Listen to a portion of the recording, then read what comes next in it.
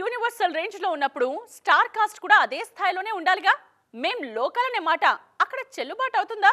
చెయ్యాలంటే చేయొచ్చేమో, కానీ కాంప్రమైజ్ కావడం ఎందుకు చెప్పండి? ఇప్పుడు మన మేకర్స్ మనసుల్లో ఇలాంటి ఆలోచనలే మెదులుతున్నాయి. రాజమౌళి టు హను రాఘవపూడి అందరి మనసుల్లోనూ ఇలాంటిదే ఓ మాట మళ్ళీ మళ్ళీ మోగుతోంది.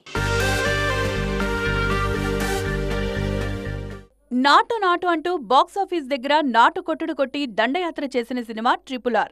ఈ సినిమాలో రామ్ చరణ్ కి నాయికగా ఆలియా భట్ నటించారు. తారక్తో జోడీ కట్టిన ఆ lady Hollywood heroine Olivia Morris.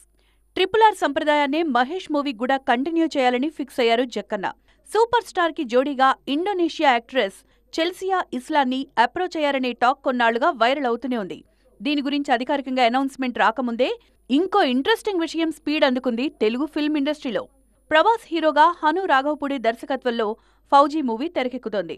ఈ సినిమా కోసం పాకిస్తానీ నటి సజన్ అలీ పేరు పరిశీలనలో ఉందట. నిజంగానే ఆమెను యూనిట్ అప్రోచ్ అయిందా లేదా అనే విషయాలను పక్కన పెడితే సోషల్ మీడియాలో మాత్రం ఫుల్ ట్రెండ్లో ఉంది darling and Pakistani actress topic.